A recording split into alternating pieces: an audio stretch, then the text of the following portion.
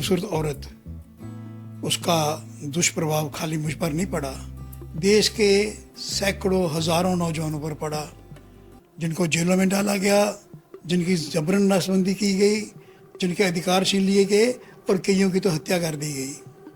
तो ये ग्रह जो थे ये सब पर थे।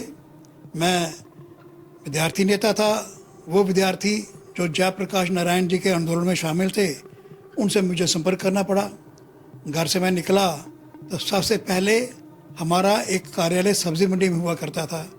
पता नहीं कोई सिक्स सेंस ने काम किया कि मैं उस कार्यालय से सामान निकालूं। पुलिस छापा मारेगी तो सारा सामान कहीं ना कहीं चला जाएगा। सामान क्या था? टाइप मशीन थी, कुछ कागजात थे, कुछ झंडे थे। तो सुबह सुबह घर से निकल के मैंने पहले वहाँ से सामान निकलवा के सुरक्षित जगह रखा। फिर हमारा कच्ची चौनी ऑफिस था, वहाँ से सामान निकलवा के सुरक्षित जगह रखा। और हमारा संघ कार्यालय वीर भवन, वहाँ से भी सामान निकाला।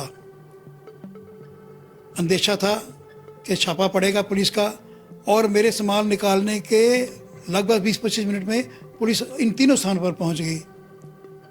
मैं भी अंडरग्राउंड हो गया और धीरे धीरे अपने साथियों से संपर्क करना शुरू किया। अब मोबाइल तो होते ही नहीं थे उन दिनों, लोग टेलीफोन भी यूज़ नहीं करने देते थे, ना ही टेलीफोन यूज़ करना जो था वो अच्छा था हमारे लिए, क्योंकि हम पकड़े जा सकते थे उससे। तो किसी तरीके से हमने आपस में संपर्क किया। हमारे साथ उन दिनों श्री अशोक कुजरिया जी जो हमारे MLA रहे, वो हमारे साथी थे। पुरुषोत्तम दीदीची जी हमारे साथी थे, और बहुत से लोग थे, मैं कितने को नाम लूँगा। इन सब से हमने अंदर अंदर से संपर्क कर लिया। किसी किसी घरों में छुपे हुए सभी। अब जिनके घर में छुपे हुए थे उनको भी ये डर रहता था। एक छोटी सी घटना मुझे बीच में याद आ रही है। एक परिवार था जिसमें मेरा आना जाना बहुत था। मेरे मित्र का घर था, मेरे मित्र उन दिनों बाहर पढ़ने के लिए गए हुए थे, और यदा कदा हम उनके घर जाते थे कि उनका बेटा घर से बाहर है, कोई उनकी समस्या ना हो तो चलो हम उनकी सहायता करेंगे। उनकी बहनें हमसे छोटी थी, वो मेरे भैया भैया पापा, जैसे हमारे यहाँ कहा जाता है वीर पापा, कहते थकती नहीं थी। उस दिन मैं कच्ची छावनी से उनके घर की तरफ जाने लगा। दरवाजे पहुंचा तो दोनों लड़कियां जो मुझे बड़ा भाई मानती थी और बड़े प्यार से मेरे साथ रहती थी, दरवाजे के अंदर खड़ी हो गई, मुझे अंदर नहीं आने दिया। ये मैं सिचुएशन आपको क्या बताऊं कि उस दरवाजे में खड़ा था और ठीक 10 कदम पीछे पुलिस थी खड़ी। उन्होंने मुझे, पुलिस ने देखा नहीं था। यदि मैं सड़क में फिर आ जाता तो मैं निश्चित रूप में पड़ा जाता। मैं घर के अंदर जाने की कोशिश करता था, एकदम जैसे कहते हैं खून बदल गया, खून सफ़ेद हो गया। वो लड़कियां, वो हमारी बहनें मुझे अंदर नहीं आने दे रही थी। हम आपके साथ नहीं हैं, हमारी पार्टी अलग है, आप हमें भी मरवाओगे। 10 मिनट लगातार मैं अंदर जाने की कोशिश करता था, वो धक्का मार के बाहर निकालने लगे थे। मैं सोचता था कि जिनको मैं अपनी सगी बहनों से जी ज़्यादा मानता हूँ, मुझसे उम्र में छोटी हैं, आज उनका एटीट्यूड कैसे बदल गया। एम्बुलेंस का असर हुआ और बाहर पुलिस वाले तैयार बैठे हुए हैं मुझे पकड़ने के लिए। ऐसी स्थितियाँ सिर्फ मेरे साथ नहीं, बहुत लोगों के साथ आई। मेरे घर में पुलिस छापे मार रही थी। हम घर में 4 पुरुष थे, 3 हम भाई, और बड़े मेरे पिताजी जनसंघ के प्रेसिडेंट थे। तो तीनों चारों घर से भागे हुए थे, केवल हमारी बहनें और माता घर में थी। पुलिस छापा मारती थी तो मेरी माता जी को लगा कि शायद वो हमारे फ़ोटो ले जाएंगे। 1-2 फ़ोटो उन्होंने उठा लिया पुलिस ने, और हमारे सर्टिफिकेट ले जाएंगे। अब माता जी को लगता था कि एक बार इनकी डिग्री सर्टिफिकेट चले गए तो दोबारा नहीं बन सकेंगे। तो वो उन्होंने एक टैची बंद करके और हमारे बड़े निकट के रिश्तेदार के घर भेज दिया कि आप ये संभाल के रखिए। जिस आदमी के हाथ भेजा वो आदमी 10 मिनट में वापस आया, कहता है वो कोई मान नहीं रहा कि आपका घर का सामान हमारे साथ, जो हमारे साथ जुड़ी चीज़ें हैं, अपने घर रखेंगे। कोई पुलिस के आगे आने नहीं चाहता। तो ऐसी परिस्थितियां, ऐसे कि अपने भी पराये होते गए। ऐसे में किसी घर छुपना रहना भी आसान नहीं था। बीच में बहुत बार हमें फाके भी लगे, क्योंकि खाना खाने के लिए दुकानों पर तो हम जा नहीं सकते थे, और भूखे रह के समय बाहर हमने काटा। इधर पुलिस ने दमन चक्कर शुरू कर दिया पकड़ने का। ये तय किया गया कि मैं आसानी से पुलिस के अंदर नहीं जाऊंगा, ना सत्याग्रह करूंगा, क्योंकि सत्याग्रह करवाना है, उसको ऑर्गेनाइज करने की जिम्मेवारी मेरी लगी थी। तो इसलिए कोशिश ये थी कि मैं गिरफ्तार ना हो जाऊं। बीच में ये जुलाई अगस्त में कॉलेज स्कूल खुलने थे, तो हम ये चाहते थे कि कॉलेज स्कूलों में स्ट्राइक हो जाए एमरजेंसी के खिलाफ, जो असंभव ज़रूर लगता था, पर हमें लगता था कि हमारा साथ देने वाले बहुत लोग होंगे। आम लोग डर गए थे, लोगों ने जैसे नज़रें बदल ली, दूसरी तरफ मुंह कर लिया, घरों के दरवाजे नहीं खुल रहे थे। हमारे सीनियर नेता जो थे, जिनको संदेश दिल्ली से आ चुका था कि आप ज़रा अंडरग्राउंड हो जाइए, क्योंकि आंदोलन में पता नहीं कितना लंबा चलना है, बड़ी लंबी चौड़ी प्लानिंग हो रही थी, देश में लोक संघर्ष समिति बन चुकी थी। तो उस समय जो सेकंड कैडर था हमारा, पुलिस ने उन पर हाथ डाला। अब एक मोहल्ले में 3 सरदारी लाल थे, तीनों हमारे साथ जुड़े हुए थे। पुलिस किसको ढूंढ रही थी ये किसी को कोई पता नहीं, तीनों के तीनों जेल के अंदर डाल दिए और कोई छुड़ाने वाला नहीं, कोई छोड़ने वाला नहीं। इसी तरह सतपाल राठौर जी थे, सतपाल राठौर को जब पकड़ा गया उसने वो लिस्ट चबा ली, बड़े ज़ख्मी हो गए, मुंह से खून आ रहा था। उन्होंने सोचा ये बचेगा नहीं, इसकी माँ से मिला देते हैं, शायद माँ कहेगी तो ये हमें नाम बता देगा। अब उनकी माँ आई, सतपाल राठौर की माँ, उसने आते ही कहा बेटा तूने इनको कुछ बताया तो नहीं, मर जाई इन्होंने कुछ ना दसी, पंजाबी बोलती तो कुछ नहीं बताना इनको। उसकी माँ को देखे पुलिस वाला हैरान हो गया कि जिसका ये बेटा है उसकी माँ इससे भी ऊपर है। तो आज भी जब बात सतपाल राठौर जी बोलते हैं, जब हम बोलते हैं, हमारे आंखों में आंसू जाते हैं कि ऐसी माँओं के पुत्र थे जो देश के लिए और लोकतंत्र के लिए लड़ रहे थे। ऐसी कितनी घटनाएं हैं।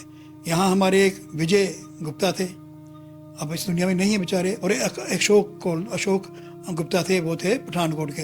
इन दोनों को पकड़ के, तब सर्दियाँ आ चुकी थी अक्टूबर नवंबर में, तो पकड़ने का थाना के पंखे के कुंडे के साथ रात भर बांध के रखा गया। उम्र में दोनों का फर्क था। अब यूरिन करने के लिए एक दूसरे की जिप खोलनी पड़ रही थी उनको। ऐसे हालात में लोग रहे। लोग कहते हैं कि शेख मोहम्मदुल्लाह जो यहाँ के मुख्यमंत्री थे, उन्होंने शायद इतनी सख्ती नहीं की, ऐसा नहीं था। शेख मोहम्मदुल्लाह ने श्रीमती इंदिरा गांधी जिन्होंने उनको मुख्यमंत्री बनाया था, उसको खुश करने के लिए पूरा अत्याचार किया, और शेख अब्दुल्ला की जो एटीट्यूड जम्मू के डोगरों के खिलाफ था वो उसमें प्लस हो गया, नीम चढ़ा करेला डबल हो गया, और इतना अत्याचार किया। मैं एक एक घटना आपको सुनाऊंगा, आपके रोंगटे खड़े हो जाएंगे। और मैं समझता हूँ कि जो सेंसिटिव दिल है किसी का, वो निश्चित रूप से रोएगा इस बात पे कि कितना अत्याचार हुआ, लेकिन किसी किताब में लिखा नहीं गया, ना सरकार के रिकॉर्ड में, ना कहीं। तो ये अत्याचार इस प्रकार होता गया, जिसको पकड़ते थे उसको मारते थे, जिसको पकड़ते उसको मारते थे। मुझे समझ नहीं आती, पुलिस के लोगों को समझ भी आई थी कि एमरजेंसी क्या है, नहीं क्या नहीं, हमारे कितने अधिकार हैं। कोई अधिकार नहीं, क्योंकि कोई छुड़ाने नहीं आता था, कोई बुलाने नहीं आता था, घर का कोई आदमी थाने के पास नहीं आता था। तो ये परिस्थिति थी। हमारे भगवत स्वरूप जी हमारे संगठन मंत्री थे, उन्होंने एकदम वेश बदल लिया। एक हमारी सीक्रेट मीटिंग हुई, तो भगवत स्वरूप जी को मैं नहीं पहचान सका कि जो आदमी हमेशा कुर्ता पजामा पहनते हैं वो पैंट टी शर्ट पहन के आए हैं, ऐनक पहन के, पता नहीं लग रहा था, बालों का स्टाइल बदला हुआ। इस प्रकार से लोग अंडरग्राउंड रहे। बहुत कम लोग थे जो हम लोगों को अपने घरों में रख के खुश होते थे, और बहुत से ऐसे लोग थे जो परेशान हो जाते हमारे घर क्यों आए ये। इन परिस्थितियों से जूझते जूझते हमने 1 महीना निकाला। उसके बाद सत्याग्रह शुरू कर दिया जम्मू के अंदर, देश भर में सत्याग्रह शुरू हो गया। मेरे एक और मित्र थे, उनको मैंने कहा भाई आप भी सत्याग्रह करो। वो कहने लगे नहीं मैं जेल में नहीं जाऊँगा। अब ग्रह मैंने कहा ना हम सब पे आया था, वो जो सुंदर औरत का वो जो शिकार होना था बहुत से लोगों ने हुआ। वो बेचारे जेल के अंदर तो नहीं गए, पर बस स्टैंड पे गए, कोई तीसरे आदमी ने किसी की जेब काटी, गलती से ये पकड़े गए, ये भी 6 महीने जेल में रहे। तो ग्रह जब आते हैं ना सब पे एक जैसे ही आते हैं। तो इस प्रकार के परिस्थितियों में हम निकल के आस्ता आगे बढ़े। बीच में मैं और अशोक खजुरिया चले गए उधमपुर। हम चाहते थे कि उधमपुर कॉलेज में स्ट्राइक करवाई जाए, और हमारा अच्छा ग्रुप था। वेद मंदिर के पास से हम बस में बैठे तो देवानंद नाम का एक CID सिपाही था जो ज़्यादातर मेरे पीछे लगा हुआ था। बाद में उसने मुझे अरेस्ट भी कराया। तो वो देख रहा था, मैंने उसे नोट कर लिया कि उसने हमारी गाड़ी का नंबर नोट किया। मैंने अशोक जी को कहा कि अशोक जी ये नंबर नोट कर लिया, ये हमें उधमपुर पहले ही पकड़ लेंगे। तो हम नगरोटा में उतर गए, नगरोटा थोड़ी पहले उतर गए। वहाँ से हमने बस बदली, हमने अपनी तरफ से बड़ी चालाकी की, हमने बस बदल ली, फिर दूसरी बात बस बदली, फिर उधमपुर हम जाके ऐसे घर में रुके जो हमारे मित्र थे, मगर वो हमारे सपोर्टर नहीं थे, कांग्रेसी थे। उनके घर में सामान रखा और एक मीटिंग करने चले गए। हमारे सामान वहाँ टैची के से रखने के 10 मिनट बाद पुलिस का छापा पड़ा, उनके घर से भी हमारा सामान ले गए। अब उधमपुर में कहीं कहीं छुपना पड़ा। मैं अगले एपिसोड में बताऊंगा कि कहाँ कहाँ छुपे और कैसे कैसे रहे, भूखे भी रहे, पैदल भी चले, वो एक अलग बात है। लेकिन ये सारा वातावरण जो था बड़ा ख़राब था। जम्मू में भी नसबंदी का दौर शुरू हो गया था। हमारे जम्मू के doctor Karan Singh health minister थे। अब पता नहीं उनका नाम इसमें क्यों नहीं आता है कि इसकी सारी जिम्मेवारी उनकी थी। देश भर में जो नसबंदी हुई, ज़बरदस्ती नसबंदी हुई। अच्छा, लोगों को गुमराह करने के लिए चंडीगढ़ के एक युवा कांग्रेस के व्यक्ति ने भी नसबंदी कराई और अखबार में दे दिया कि देखो जी मैं भी अनमैरिड हूँ, मैंने नसबंदी कराई। उसकी शादी भी 1 साल के बाद का बेटा भी हुआ, वो कौन सी नसबंदी करवाई। और जो आम लोगों के साथ नसबंदियाँ हुई वो तो सचमुच हुई। तो ये काला कलंक है देश के ऊपर और हमारे लोकतंत्र के ऊपर कि लोगों के साथ ज़बरदस्ती इस प्रकार की गई। जेलों में तो इतनी बुरी हालत है कि जेलों में जगह नहीं थी। मुझे 24 दिन इंटरव्यू सेंटर रखा गया, उसके बाद स्पेशल जेल भेजा गया। स्पेशल में कितने लोग थे, खाली जनसंघ संघ बैकग्राउंड के नहीं थे, जमाते इस्लामी के 8 लोग थे। उसके अलावा हमारे जो लोअर एम्प्लॉइज थे, जिनको हम कहते हैं वो लेफ्ट सोच के थे, वो भी हमारे साथ जेल में थे। तो सब कॉमन हम जेल में थे। तो इस प्रकार और बहुत से साथियों की घटना है। कठुआ के अंदर बड़ा जुल्म हुआ, हीरानगर के अंदर हुआ, उधमपुर में हमारे अविनाश, हमारे सुभाष गुप्ता और सतीश सेठी, इस तरह 3-4 लोग थे जिनको इतना मारा गया और फिर ठंडे पानी में सर्दियों में उन पर ठंडा पानी डाला गया। उधमपुर में बहुत जुल्म हुआ हमारे लोगों के ऊपर। तो ये घटनाएं मैं धीरे धीरे आपको बताते रहूँगा, कहाँ कहाँ क्या हुआ, सुनाता रहूँगा मैं आपको एमरजेंसी के दिनों की कहानियाँ, किस प्रकार टार्चर हुआ, किस प्रकार अत्याचार हुआ, किस प्रकार परिवार तबाह कर दिए गए और कैसे हम लोगों ने उसका मुकाबला भी किया। तो सारी घटना धीरे धीरे मैं आपको सुनाता रहूँगा। मैं चंद्रमोहन शर्मा, एमरजेंसी का विक्टिम, लोकतंत्र सेनानी।